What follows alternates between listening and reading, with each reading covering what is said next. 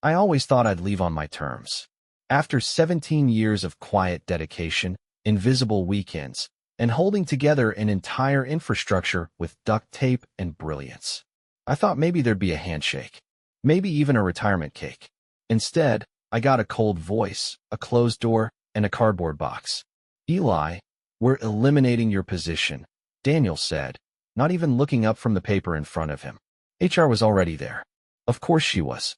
Vanessa had that same distant, neutral face she wore during sexual harassment trainings and holiday policy updates. The kind of expression that told you this wasn't personal, just procedural. But it was personal. "My name's Eli Mercer. I'm 54. Or, I was last week. Until Monday morning, I was the senior systems analyst at Halcyon Dynamics, a software solutions firm in Blackridge, Indiana. I'd been there since the damn beginning. Back when we were sharing leased space above a pet grooming salon, building code with half the lights flickering and server fans louder than conversation. Now they were 12 floors deep in glass and steel, and I was being erased like I never existed. "I understand," I said. No inflection, just a single nod. I walked out. No yelling, no begging, no drama. But in that silence, something broke. Something deep. Back at my desk, I saw them, those younger devs, whispering when they thought I couldn't hear, eyes flicking up then away. I trained half of them, taught them the core architecture no one ever documented properly. I was the reason this system still worked. Not because I was brilliant, but because I never stopped giving a damn. None of that mattered now. I packed slowly. A framed photo of my daughter from when she lost her first tooth. A ceramic mug from my son's high school art class. And the little cactus that somehow didn't die under 17 years of fluorescent buzz. Beth from marketing stopped by. She looked like she was holding back tears. "Eli, I just heard. This is insane. You basically built this place." I shrugged. Companies change direction. No warning. Her voice cracked. "After everything." "It's fine," I said. But it wasn't. Not even close. Daniel stepped out of his office just in time to watch me leave. No handshake. No thank you. Just making sure the body left the building. They didn't understand what they'd just done. For 17 years, I was invisible, but not blind. I'd built systems no one understood, locked behind layers only I could navigate. Quietly, methodically, I'd installed audit trails during a company scare no one even remembered. Backups existed off-site, not because I was disloyal, but because I was prepared. And they forgot that. They forgot me. I sat in my car outside that 12-story monument to corporate amnesia and looked up at the building that swallowed half my life. 17 years. Gone. I went home. Andrea, my wife, didn't say much. Just coffee on the desk, warm hand on my shoulder. She knew how I was. After 20 years, she didn't ask if I was okay. She knew I wasn't. The next morning, I opened the drawer beneath my desk and pulled out a flash drive. Black plastic, worn smooth. Inside it was everything. They thought firing me would make the questions go away, that I'd fade out like some obsolete hardware. But when I scanned through the logs, I saw something. I wasn't just fired. I was erased. 3 months ago, my admin permissions began disappearing, subtle, silent edits. A server here. A tool set there. It was coordinated, deliberate, like someone was covering their tracks in advance. Then came the transfers. Unusual ones. Vendor payments to a firm I'd never seen before. Onyx Array Solutions. A ghost company, registered to a P.O. box in a strip mall. The amounts weren't huge at first. 15 grand. Then 20. Then 30. But they came every 2 weeks, increasing, sliding just below reporting thresholds. I cross-referenced. The approvals came from Miles Barrett, our CFO. And the company's owner? Grant Barrett. His nephew. I stared at the screen, numb. They weren't just cutting me out. They were laundering money right through the software I'd built. My software. They'd used me as a shield, then discarded me. That night, I didn't sleep. The rage didn't come loud. It wasn't screaming. It wasn't fists through walls. It came cold, slow. It was in the way I opened my file archives. The way I printed old authorization logs, compiled access changes, lined up financial entries with system updates. Dates, timestamps, IPs. I wasn't a man anymore. I was a system, and I had just been triggered. Wednesday morning. Their weekly board review. I sat across the street in my car, laptop in my lap. Logged into an email account that didn't exist in any directory. It looked internal. It wasn't. Subject line. Urgent. Financial anomalies. Apex pattern emerging. I sent it straight to Daniel. Just enough data to rattle him. No accusations yet. No names. Just a breadcrumb trail soaked in gasoline. Then I waited. At 9:46 a.m., my phone buzzed. Daniel.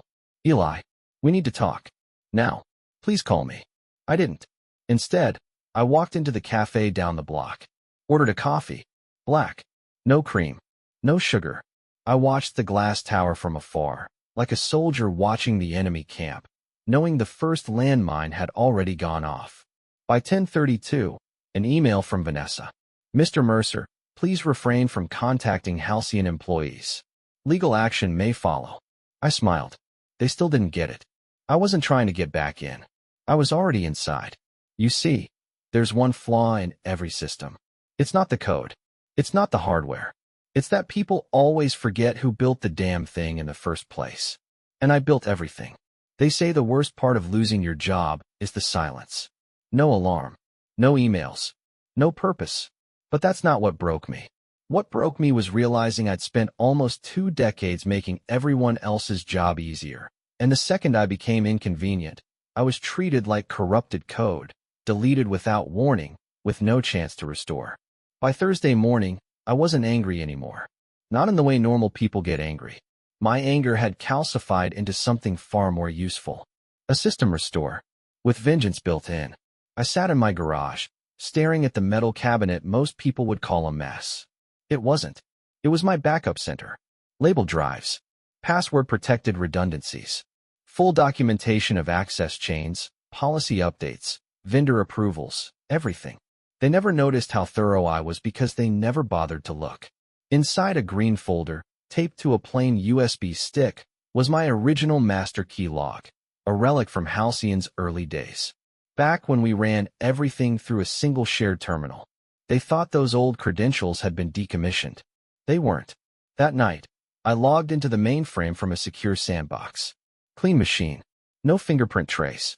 And there it was. Onyx Array Solutions, still active. Still receiving scheduled payments. The next one was due Friday morning. $42,750, approved by Miles Barrett. Except now, I had more than just the transaction trail. I had the back-end approval logic. The flags that were disabled. The alerts that were manually overridden. All by the same 2 people. Barrett and Daniel. And someone else. There was a third name. G. Phillips. Grant Phillips. A ghost employee added to the IT restructure 3 months ago. No HR record. No salary history. But somehow with full admin clearance. I knew that name. Jason Phillips. The consultant Daniel brought in to modernize our systems. That slick suit. The handshakes. The LinkedIn page full of vague credentials and buzzwords. He wasn't a consultant. He was a cleaner. Hired to phase me out and wipe the audit trail afterward. Except they'd miscalculated. They thought they had time. They didn't. Friday, just before noon, I sent a second message. This time to an old contact, Erica Voss, a mid-level auditor with the State Financial Crimes Bureau. We hadn't spoken in years, but I still remembered the case we worked together, an embezzlement ring at a logistics firm. I'd written the forensic software that helped crack it. Subject line. Private tip. Anonymous. Internal laundering flagged. No names. Just data. Encrypted, time-stamped, sourced from publicly accessible databases. She wouldn't act yet, but she'd watch. I just needed a few more days. But by Saturday, I realized something important. This wasn't going to be enough. Uncovering the fraud. Exposing the criminals. Too clean. They had to feel it. Personally. Not just lose their jobs, lose control. Lose reputation. Lose the sense of power they used to destroy mine. So I changed the plan. Instead of detonating the whole thing in one blast, I'd unravel it slowly, thread by thread. And the first thread was Stephen. He was one of the few people at Halcyon who actually looked up to me. Junior analyst. Bright. Loyal. Honest to a fault. I'd mentored him, taught him to dig deeper than the UI. When I saw his text after the initial email storm, "What's going on?" They're panicking. I knew he could be my inside link. But I had to protect him. I couldn't involve him directly. So I wrote him back. Don't reply to this message. Just monitor. Watch their moves. Log any changes in admin permissions or firewall rules. Quietly. His only response was a thumbs up emoji. Smart kid. By Sunday, I had enough data to start a behavioral profile on Jason Phillips. He wasn't just some sidekick. He was orchestrating the changes in access control, bypassing the usual protocols. More than that, he was hiding something. A personal file folder on his laptop, synced to a cloud service. I accessed it using credentials he'd forgotten to revoke from a system he didn't realize was still logging. Inside, a single document. Halcyon Migration. Phase 3. Full infrastructure shift. It detailed plans to move the company's entire IT back into a third-party service, controlled by Phillips' own shelf firm, all under the guise of streamlining cloud security. They were preparing to gut the company's core infrastructure and sell it back to them at a markup. Jesus. This wasn't just embezzlement. It was corporate hijacking. I printed the plan, annotated it, and added it to what I'd started calling the folder. The folder wasn't for the board. It wasn't for HR. It was for war. And I wasn't fighting alone anymore. That evening, I told Andrea everything. Set her down and laid it out. The fraud, the betrayal, the plan. She listened quietly.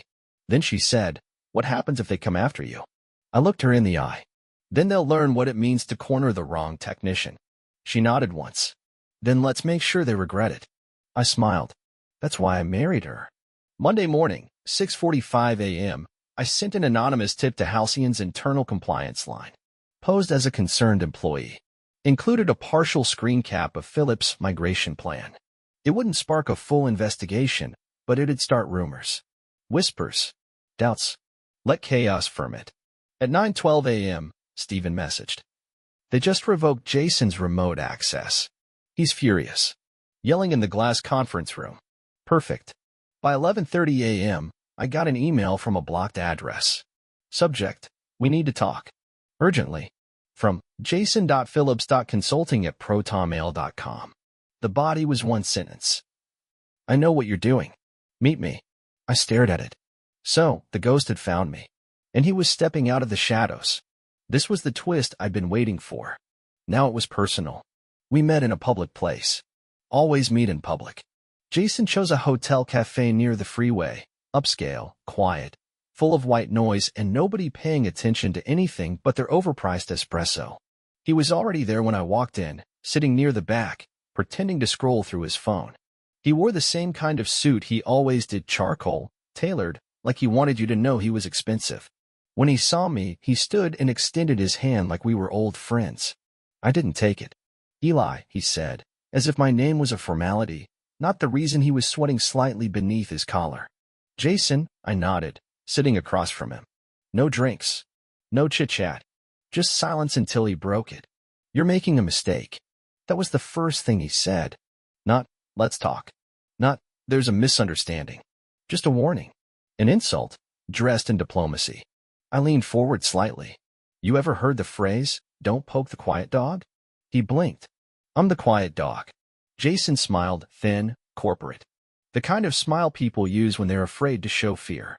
"We can both agree this situation is volatile," he said, measuring every word. "But it doesn't have to end badly." "Doesn't have to end for who?" "You? Daniel? Barrett?" Jason didn't flinch at the names. That told me everything. He already knew I had them. "I'm not here to plead," he said.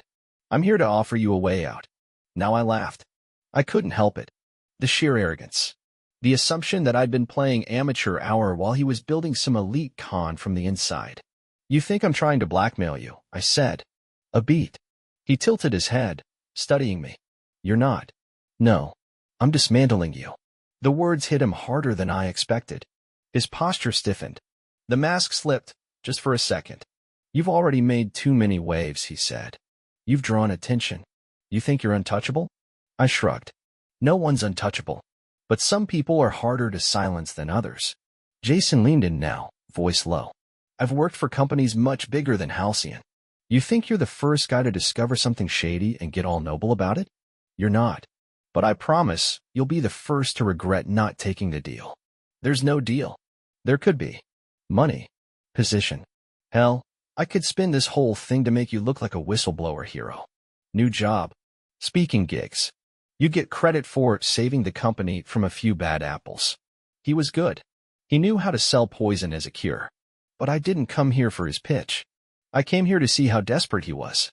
And he was very desperate. I already have a job, I said. It's cleaning up the mess you left behind. His smile faded. You have no idea who you're playing with, Mercer. Now we were done. I stood, tossed a business card on the table, fake, burner email, fake company. Just to let him know I wasn't working alone. Let him wonder who else was behind this. I know exactly who I'm playing with, I said. That's why I'm winning. As I walked out, I didn't look back. That was Monday. Tuesday, the real games began. Stephen messaged me mid-morning. Jason's access was reinstated. Barrett called him back in. Something's up. Of course it was. They were circling the wagons.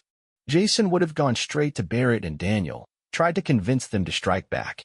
Maybe even fabricate some counter-evidence. Frame me as a disgruntled ex-employee tampering with old files. They underestimated one thing. I kept everything. Backups. Logs. Dates. Hell, I even had a paper trail from before the systems went digital. But it wasn't just about documentation anymore. I needed insurance. That's when I called in a favor. Robert Chin, board member. Old school. Retired Navy. The kind of guy who didn't trust anything he couldn't print and read in natural light. I'd helped him years ago when Halcyon had a minor breach scare, turned out to be a false alarm, but I stayed up all night running logs just in case. He never forgot that. Eli, he said, picking up the phone on the second ring. Didn't expect to hear from you. I've got something that's going to hit Halcyon like a bomb, I said. But it's real. Documented. Verified. A pause. Then, how big? Millions. Stolen. Coordinated. Internal. Bring it. We met that night. Neutral ground. Quiet bar with no cameras and a bartender who didn't ask questions. I handed him a sealed envelope. Flash drive inside. Password encrypted. I don't want my job back, I told him. I want justice. You'll get it, he said. Wednesday, Robert brought the package to a private board review. Thursday morning, Halcyon's legal team issued a company-wide freeze on all financial transactions above $10,000. Barrett's office was locked for IT maintenance. Jason stopped showing up entirely. And Daniel? Daniel sent me an email. Subject, let's talk. I opened it. Eli, whatever you think you've found, this can be resolved internally. I'm willing to be reasonable. Let's avoid a public mess. Translation? He was scared. The kind of fear that sets in when the rats realize the ship is sinking and there's nowhere to swim. I didn't reply. Instead, I texted Stephen. Pull full logs of Barrett's login history, especially after hours. Use the legacy trace route. Got it. Pulling now. An hour later, he sent a screenshot. Barrett had logged in remotely every Sunday night for 3 months. Always to the same system. Vendor payment authorization tool. Always to approve payments to Onyx Array. Every single time. I added it to the folder. And that night, I made the call that changed everything. Erica Voss. Financial Crimes Bureau. I have enough to bury 3 executives, I told her. Then send it. I'll do one better. I'll hand-deliver it. With logs, timelines, and a list of aliases. She was quiet for a second. Then, I remember you, Eli. You don't bluff. Neither do they, I said. Which is why they've started to circle the wagons. Her tone sharpened. Is your life in danger? I thought about Jason. His eyes. His tone. The fact that someone had followed Andrea to the grocery store 2 nights ago and left without buying anything. Yes, I said. Then we'll act fast. That was the moment I crossed a line I couldn't come back from. No more system logs. No more anonymous tips. Now it was war. They say you don't know your limits until you cross them. I used to believe I was a man of principles. Someone who fought with integrity, patience, and logic. But principles don't protect your family when someone's watching your house from across the street at 2 a.m. That's what broke the dam. That's when I stopped playing defense. Tuesday night. 2 days after I'd met with Robert. 1 day after the state fraud team acknowledged my report. I was in the living room, pretending to read, when Andrea stepped out onto the porch to water the hanging plants. She froze, then slowly stepped back inside. There's a car down the street, she said quietly. Same one from earlier today. Same guy. I stood. She grabbed my wrist. Eli, don't do something stupid. I already did, I said. I gave them time. I walked out the back door, through the yard, slipped down the side alley like I was taking out trash. Came up behind the car. Rental. Black sedan. Tinted windows. I took a photo of the license plate. As I circled back, the engine started and the car pulled off without headlights. They were watching, trying to scare me, but I don't scare easily. That night, I didn't sleep. I activated contingency plans I swore I'd never need. Off-site backups. Legal packets to be triggered automatically if anything happened to me or Andrea. Anonymous email chains set to forward to 3 investigative journalists and a federal compliance officer if I didn't log into a secure portal every 24 hours. And then, I made a list. Not of names, but of vulnerabilities. Barrett's private email had been sloppy. Forwarded internal financial reports to his personal Gmail. I'd caught it in the metadata weeks ago. I'd flagged it. Archived it. Jason? His shell company, Artemis Solutions, had a dormant LinkedIn page, but its admin access was linked to a GoDaddy email I traced back to a different alias. One he'd used before. In a different fraud case. Different city. Different name. He had a pattern. I wasn't just going to expose them now. I was going to unmake them. Everywhere. Thursday morning, I made my first strike. I posted an anonymous tip to a public financial watchdog subreddit. Masked IP. Encrypted files hosted offshore. Just enough detail to make it credible. Vendor fraud. IT manipulation. Shell companies. Not traceable. Not obvious. But enough to draw bloodhounds. By noon, the post had 3,000 upvotes and links were being shared in quiet corners of the internet. It wouldn't lead directly to Halcyon, but it would lead somewhere. And that was enough. At 3 p.m., I got a call from Andrea. Her voice was shaking. Someone tried to break into the garage. My vision went white. I was in the car before she finished her sentence. Nothing was stolen, but the lock had been drilled. The door cracked open just enough to send a message. This wasn't intimidation anymore. This was escalation. That night, I moved Andrea to a hotel under a different name. Booked it under an old burner identity I'd used for security testing years ago. She didn't argue. She just kissed my cheek and said, "Come back to me when this is over." I will. But first, I had to burn the last bridge.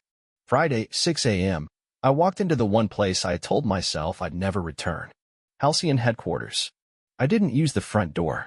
I used the service elevator. Old badge still worked, thanks to Jason's arrogance and a misconfigured LDAP override. I didn't go to my old office. I went to the executive floor. Daniel's assistant saw me and stood, startled. "Mr. Mercer, you can't." I ignored her and pushed through the double glass doors. Daniel was on a call, but when he saw me, his face drained of color like a man who just saw his own obituary headline. I closed the door behind me. "Eli, what are you?" I held up a USB stick. "This," I said, "is your confession." I didn't. "Save it. I know everything. Every kickback. Every approval. Every Sunday night login." His shoulders slumped. "You don't understand. I didn't have a choice. Barrett, he looped me in late. Told me it was standard. Jason handled the structuring. I didn't want." "You had a choice," I cut in. "You just didn't want the risk. So you put it all on me. Fired me. Covered your tracks. Hoped I'd fade out." "I can make it right," he said. We can offer you something. A position. Back pay. Hell, a department." I shook my head. "You don't get to fix this with money." "Then what do you want?" he asked. "Truth," I said. "And justice." Then I placed the USB on his desk and walked out. That wasn't the confession. That was the detonator. At 8 a.m. sharp, every board member received an untraceable email. Contents: the migration plan, the shell company ties, Barrett's off-site approvals, Jason's alternate identity from a different state, and a final folder titled The Quiet War. It documented everything I'd done. Every countermeasure. Every system breach. Every illegal access I'd committed to stop them. And in that moment, I realized what I'd become. I wasn't the quiet guy anymore. I was the virus in their system. And I was spreading. I stood at the edge of the parking lot, watching executives arrive one by one. Confused. Phones buzzing. expression shifting from confusion to panic. Then the police cruisers pulled in. 3 of them. Sirens off. Inside, everything was unraveling. And I wasn't there to watch it. I was already gone. By the time they called my cell, I was 40 miles away. Andrea was safe. The truth was out. And my hands were no longer clean. But damn if they weren't steady. Justice doesn't always wear a badge. Sometimes, it walks out of a burning building with nothing but a flash drive in its pocket and a satisfied heart. I didn't return home right away. Not because I was scared, but because I wanted to give them time to suffocate. To choke on the fumes of their own corruption before I returned to sweep the ashes. From a motel 60 miles outside Blackridge, I watched the story break. 3 executives suspended from Halcyon Dynamics amid internal fraud investigation. Anonymous insider tip sparks corporate probe. Whistleblower remains unknown. I was the unknown. The quiet shadow. The ghost in their system. But not for long. The next morning, my phone buzzed. Robert Shin. Eli, he said, you've started a war. No. I ended one. He exhaled slowly. Barrett confessed. I didn't speak. He's trying to blame everything on Jason and Daniel. Says he was pressured, manipulated. Standard playbook. Let me guess. Jason fled. To Brazil. Red notice already issued. He won't stay hidden long. And Daniel. Lawyered up. Pretending he knew nothing. But you covered your tracks too well. There's no doubt left. I nodded. Good. There's more, Robert said. The board voted this morning. Emergency restructure. We've created a new executive position, Chief Information Security Officer. Reports directly to us. I said nothing. It's yours, Eli. Full authority. Full autonomy. We want you back. He was offering me a clean slate. A new seat at the very table that once pushed me out. But I wasn't sure I wanted it. Not yet. Send me the contract, I said. I'll think about it. You've earned more than that, he said. You saved this company. I didn't respond. Because I wasn't sure I'd done it to save the company at all. That night, I sat across from Andrea in the hotel lounge, watching the fire crackle behind glass. You did it, she said. Did I? I asked. They're gone. Exposed. The company survived. You got justice. I looked at my hands. The same hands that once coded emergency patches at 3 a.m. The same ones that used to bring her coffee during overnight deployments. Now they dismantled careers. Maybe even lives. I didn't feel victorious. I felt resolved. I didn't win, I said. I just made sure the right people lost. She reached over and took my hand. Maybe that's enough. 2 weeks passed. The company's name was all over the news. Stock dropped. Investigations mounted. Audits were triggered at every level. And then came the knock. Monday morning. Early. I opened the front door of our home, finally returned, and found a courier holding a single envelope. Inside, a card. We were wrong. We need a protector, not a politician. Come back. Rebuild what they tried to destroy. Halcyon Board. Attached was a revised offer. Full executive privileges. Independent audit authority. Unrestricted oversight of all IT and financial systems. I closed the card.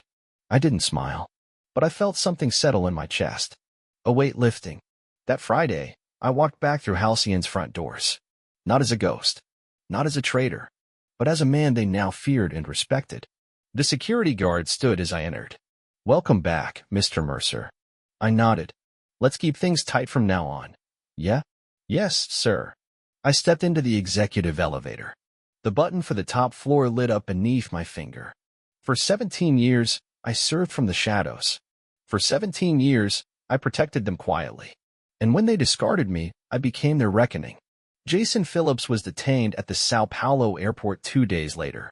Barrett accepted a plea deal, 6 years minimum, full forfeiture of assets. Daniel still claimed innocence. The forensic audit said otherwise. Stephen? I promoted him. Full control of infrastructure operations.